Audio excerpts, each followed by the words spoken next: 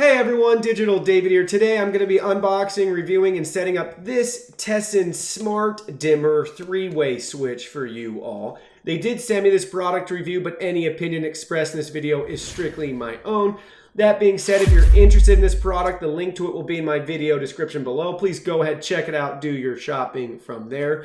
This is how it's going to come packaged to you straight from Amazon. Really nice retail box, Smart Dimmer switch. Again, this is a 3-way switch. So now let's go ahead and open it up. Here are all the package contents. We got 2 faceplates, 4 sets of screws. We have your master switch right here, your 3-way switch with all the wires necessary, and they give you wire nuts. You can see the controls on the front, and then they give you the add-on switch, which is really nice that they have this for you as well. Depending on your setup, you may or may not be able to make this work on its own. So they give you the add-on switch so you have nothing to worry about. Really excited to install these for you guys on the channel. So the first thing you're going to do is you're going to go over to your light switches that you want to replace, disconnect the power. Then I recommend taking a photograph of the wiring configurations. This is a 3-way switch right here. So take a picture of your wiring situations to make sure you have a point of reference in the future if you have to take these on or off, or you just have some trouble remembering what happened when you're in the process of installing these. So after you got the switches taken out and a picture, now we can proceed to actually installing these. So now back here really quick, I'll give you a closer look at what we have going on. So we have traveler wire 1, traveler wire 2, live, neutral, and ground. Ground is usually always green or a bare copper wire. Neutral usually is white as well. Live is usually black. And then you have the 2 traveler wires that can be red or brown. So we'll now look at my switch and see what we have in comparison. So we got a traveler wire right here in black, and I wired this myself. I just had some extra wire laying around, so that's why it looks like that. Then we have your second traveler wire right here, this black one. Then last but not least, we have your common wire, your live wire right here, this black one. How I know the difference is because this one will have live electricity to it, where this second traveler wire will not. So we know that's coming from the power source, and it says common right there on this switch. And then our neutral wires are right back here, if you can even see that in the video. So we'll just add that white wire right into there. So go ahead, take your stuff apart and install the new wires. All right, got the first one installed. I connected the power back just to test everything out before I cram it all back in there and put the faceplate on. It works great so far. So now the next step, cram it all in there and put your faceplate on. Also want to point out, you can see this one's not too deep, but some of these can get really thick and really deep in the back, and it's really hard to put them in your box unless you have a deeper box like I had behind the wall. So just make sure and keep that in mind before you purchase any sort of smart switch, smart dimmer, that you can actually fit it in your house's electrical box. Now we're going to repeat the same process on the other switch for the add-on box. Make sure to disconnect your electricity, take a picture of the setup, and then we're going to connect the correct wires to each other. Okay guys, I got the second add-on switch all wired up. Everything was easy and straightforward, just like the first one. Just remember a couple of key things when wiring this second switch up. You got to remember which one is your traveler 1 wire. So in my case, I knew it was this black braided wire entering into the box. So I'm going to connect the red traveler 1 wire from the switch to it. Then what's really important is you can see a box around traveler 2 and load on the back of the switch. Maybe you can see that in the video. You're going to connect those 2 wires together to your brown wire. So if your box is like mine, that should be your only other 2 wires left. So that in my case was a black and a white wire, got connected into that wire nut with the brown wire, and like we said before, you got your ground wire connected too. So that should be everything in your box, and now you should be good to go to connect power back on and be able to use both switches. So love, love, love that they give you this add-on box. Depending on your configuration, like mine right here where the power source is, you're going to need this add-on box for the smart switch to work properly.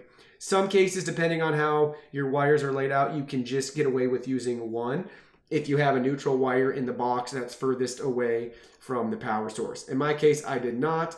So this add-on box is essential and really nice that they included it. So now let's go ahead, connect power, and we can set everything up. Back here now, everything's powered up and energized. Yours should too. You can see it working right here. Really happy, really impressed with everything. We can obviously dim this as well. So you can hold the button down to dim it, or you can push it. There's green LED light indicators on the side for you to be able to see how bright it is if you're not actually near the bulb. And we can control that again on both of them, which is really, really cool. I really love that feature. I don't know if you can hear anything, but this light bulb loves to hum. It hums in every dimmer I've tried it with. They're really old LED bulbs, so I think it just is, you know, Model 1 and not the best dimmable bulb there is. So that's all I have for this review right now. That has nothing to do with the Tessan dimmer. Not even sure if you can hear that at all, but just want to let you guys know that it does hum, but that is nothing to do with this dimmer. It hums for any dimmable dimmer. So also want to point out, I'm receiving this unit before it's manufactured. So this is kind of a first look video as well. I noticed that the add-on switch, I can see in the reflections of light where it should have the LED light indicator glow as well, like this first one does, but I'm not seeing any glow when I'm using it. So I don't know if that just means because it's the add-on switch, they don't give it that feature, or if this first edition is kind of missing that feature, or it's just not working. But you won't have any problems with the ones you can get straight from Amazon, and the link to this product will be in my video description below. So now with the Smart Life app on your phone, let's go ahead and set this device up. Okay guys, now you should be at the home screen of the Smart Life app. We're going to go in the top right hand corner and add a new device. We're going to select which device type this is, which is a wall switch right there. We're going to confirm the indicator light is rapidly blinking. I'm actually not even seeing an indicator light on here blinking at all, so I trust that we are all good to go. So let's confirm. Make sure you're on a 2.4 gigahertz network. That will only be the network it will work with. So if you're on a 5G network right now on your phone, make sure to switch to 2.4 gigahertz, then proceed past this step. Now it's going to look for and connect with our device. Yay, the device was successfully added. At this step, you can hit that little pencil icon if you want to change the name, then hit complete. Now we are taken into the controls for the smart dimmer switch. So it's showing you right now, there's a big light bulb icon and the brightness is at 100%. Let me go ahead really quick. We can turn it off, turn it back on, turn it off, and back on. Then we can look in the bottom left-hand corner. We have the ability to schedule the light on and off throughout the week. So pick your time, choose when you want it to repeat, how many days of the week, and then what do you want the switch to do, power on or power off. You can save that and you can have multiple schedules right there. Then in the bottom right-hand corner, we have a brightness slider right there. You can go all the way from 0% up to 100%. There's roughly 50% right there. Let's see. Up 51. So that's really cool. Love that feature. Really easy to use right there. Next, in the top right hand corner, there's a little edit icon where you can find out all about the device. You can see supported third-party controls. So we got Amazon Alexa, Google Assistant, and IFTTT. All three of them have really nice and helpful guides walking you through step-by-step how to connect them with saved screen grabs. Then we can share the device if we want to share it with friends or family. We can create a group if we want to group multiple devices together, view some more device information, offer feedback, check for firmware upgrades, or remove the device. And they even have a restore to factory settings option. So that's really neat. And then let's look at the last little icon that says setting right here. So you can select the type of your lamp. Set the minimum brightness of the dimmer. Please set the minimum brightness of your lamp and try to dim your lamp. If your lamp is flashing or turned off, increase the brightness until it works well. So you can choose which type of bulb, LED, incandescent, and CFL lamp, and then set the minimum brightness. That is a really great feature. If for some reason your bulbs are a little more finicky, you can control the minimum brightness on there. So that's really awesome.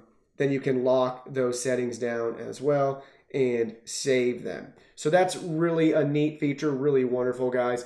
I love how they give you the add-on switch as well. A lot of times, like I said, if you're doing these three-way smart switches, you have to either buy two of them or you can just buy this pack that comes with both that you need to add on for your setup. Like I said before, it's a little confusing. I'm not an electrician, so I can't explain it in the best terms, but sometimes you can get away with just having one depending on the configuration of your light. Usually that entails power coming to the main box, and that would still be your old switch, and then that runs to the new switch, which then you could put your smart switch on, which then that runs up to the light. So that setup you can use with just one as long as you have your neutral wires. Other than that though, you're probably going to need the add-on box or to buy two. So this has you covered right there. I give that 2 thumbs up. That's a huge deal and really nice they have it for you. So you don't have any surprises and you can get it installed and everything will work just like you want it to. And just like it was working previously with the old dumb switches. So guys, I really appreciate you being here. Hit that like button for me. Subscribe to my channel. I want you guys to be around for a long time. I have new content coming out daily for you. Feel free to reach out with any questions, comments, concerns, feedback. I'd love to hear from you guys in the comment section below. If I don't know the answer, I'd be happy to point you in the right direction. If you could follow me on social media as well, like my Facebook page, follow me on Instagram, follow me on Twitter. You can message me on WeChat. You can check out my website. You can join my newsletter, guys, and I look forward to seeing you in my next video.